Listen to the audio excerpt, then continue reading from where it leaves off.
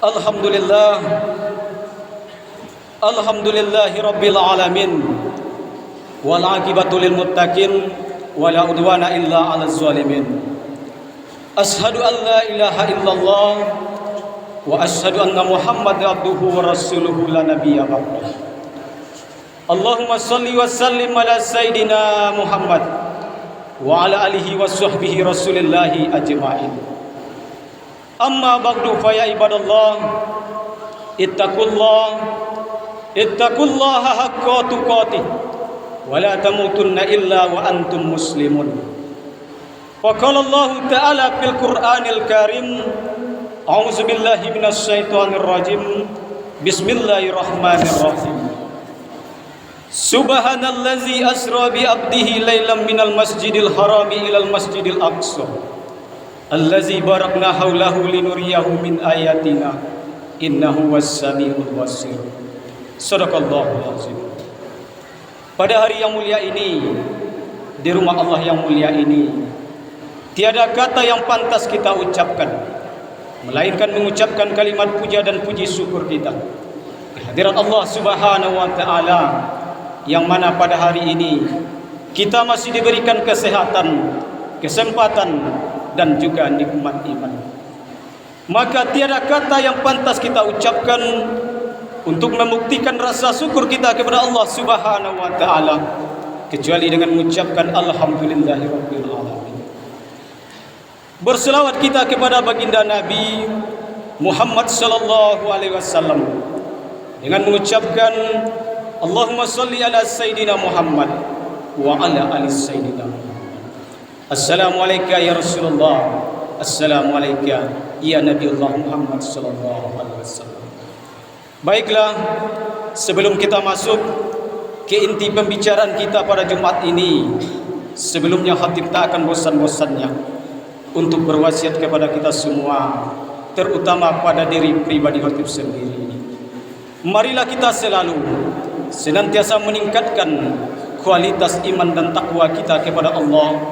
Takwa dalam arti kata menjalankan segala perintah Allah dan meninggalkan segala apa yang dilarang oleh Allah. Baiklah, untuk mengisi suara mimbar pada Jumat ini, khatib akan memberi judul tujuan Nabi di Isra dan Dimi'rajkan oleh Allah Subhanahu wa taala. Kaum muslimin sedang jemaah Jumat yang dimuliakan oleh Allah, di setiap bulan selalu ada peristiwa yang terkandung pada bulan tersebut. Rabiul Awal, maulidnya Nabi Muhammad sallallahu alaihi wasallam. Ramadan, nuzul Quran. Zulhijjah, hari raya Kurban.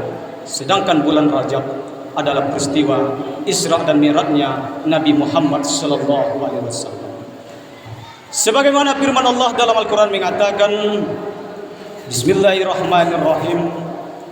Subhanallazi asra bi 'abdihi lailan minal masjidil harami ilal masjidil aqsa allazi barakna haulahu linuriyahu min ayatina innahu was-sami'ul basir.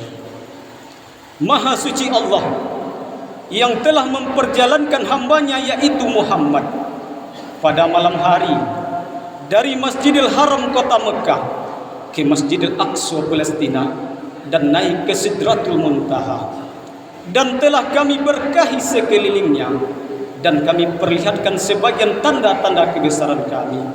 Sesungguhnya Allah Maha mendengar, Maha melihat.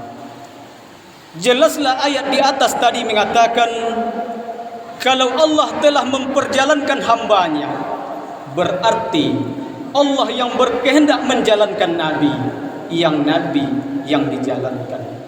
Pada ayat tersebut yang aktif adalah Allah, sedangkan yang pasif adalah Nabi.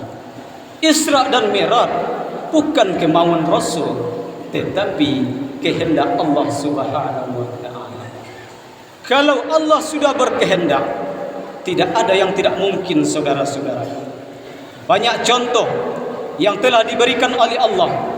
Kalau Allah sudah berkehendak, tidak ada yang tidak mungkin. Contohnya Nabi Adam dan Siti Hawa. Mereka tidak mempunyai ayah, mereka tidak mempunyai ibu, tetapi kenapa mereka bisa lahir di atas dunia ini? Itu semua kehendak Allah Subhanahu wa taala. Begitu juga dengan Isra dan Mi'raj, merupakan kehendak Allah, bukan kemauan Rasul. Kaum muslimin sedang jemaah Jumat yang dimuliakan oleh Allah. Sebelum Nabi di Isra dan dimi'rajkan oleh Allah, ada beberapa hal yang menimpa atau faktor yang terjadi mengapa Allah mengisra dan mi'rajkan Nabi Muhammad sallallahu alaihi wasallam. Faktor yang terjadi ketika itu pada tanggal sebelum 27 Rajab pada tahun 10 kenabian Nabi Muhammad. Sebelum itu Nabi Muhammad berduka cita, Nabi Muhammad bersedih. Apa yang disedihkan oleh Nabi Muhammad? Meninggalnya dua orang yang menjadi pendamping hidupnya, penolong Rasul dalam mengembangkan ajaran agama Islam. Yang pertama, meninggal pamannya yang bernama Abu Thalib. Sejak usia Nabi 8 tahun, Abu Thalib sudah merawat Nabi. Lalu kenapa banyaknya paman Nabi? Ada Abu Lahab, Abu Jahal, Abu Sufyan. Tetapi kenapa Abu Thalib yang merawat Nabi? Karena saudara-saudaraku, banyaknya paman Nabi, cuma Abu Thalib lah yang satu ayah dan satu ibu dengan Abdullah ayah Rasulullah. Makanya Abu Thalib yang merawat Nabi Muhammad SAW. Sebelum Abu Thalib meninggal dunia, Nabi berkata kepada pamannya, "Wahai pamanku, ucapkanlah kalimat La ilaha illallah Muhammadar Rasulullah. Jikalau seandainya kalimat ini paman ucap, saya akan bersaksi di hadapan Allah kalau paman adalah orang yang membantuku dalam menegakkan agama Islam." Lalu apa kata Abu Thalib? "Wahai keponakanku, saya mengakui agama yang kamu bawa benar. Saya mengakui agama yang kamu bawa lurus. Tetapi untuk mengucap kalimat itu paman tidak bisa. Karena paman malu dengan teman-teman paman, Abu Jahal, Abu Sufyan. Jikalau seandainya paman mengucapkan kalimat tersebut, mereka akan merendahkan paman. Karena gengsi dan malu, Abu Thalib tidak mau mengucapkan kalimat tersebut. Maka Abu Thalib meninggal dalam keadaan kafir. Setelah itu meninggal pula istri tercinta Nabi Muhammad SAW, yaitu Siti Khadijah. Khadijah ini saudara-saudaraku sangat besar perjuangannya terhadap perkembangan Islam pada waktu itu. Dia jual semua harta bendanya hanya untuk kepentingan umat Islam. Dan ketika Khadijah sedang sakratul maut, nyawa berada di kerongkongannya, dia berkata kepada Rasulullah, "Wahai Rasulullah, jikalau seandainya nanti saya telah tiada, jikalau seandainya nanti saya telah meninggal dunia, dan engkau ya Rasulullah masih mengembangkan ajaran agama Islam di atas permukaan bumi ini, apabila di suatu saat nanti engkau ingin menyeberang ke seberang sana demi mengejar agama Allah, tetapi di sungai tersebut tidak ada jembatan atau bahan yang akan kamu jadikan jembatan, gali kuburku ya Rasulullah, jadikan tulang menulangku sebagai jembatanmu untuk menuju ke seberang sana demi menegakkan La ilaha illallah Muhammad Rasulullah." Kaum muslimin sedang jemaah Jumat yang dimuliakan oleh Allah, jarak Masjidil Haram kota Mekah ke Masjidil Aqsa Palestina lebih kurang 1500 km. Sedangkan jarak Tanjung ke Jakarta lebih kurang 1400 km. Masih ada 100 km lagi. Begitu jauhnya jarak kota Mekah dengan Masjidil Haram Palestina, Masjidil Aqsa Palestina. Belum lagi naik ke Sidratul Muntaha ke atas langit, membutuhkan waktu tidak sampai 1 malam, hanya sepertiga malam. Kalau Allah sudah berkehendak, tidak ada yang tidak mungkin. Isra dan Mi'raj tidak bisa diterima oleh akal kita, tetapi hanya bisa diterima oleh iman kita. Kaum muslimin sedang jemaah Jumat yang dimuliakan oleh Allah, dalam perjalanan Mi'raj banyak sekali tamsilan atau seperti apa tingkah laku umat manusia dilihat oleh Nabi.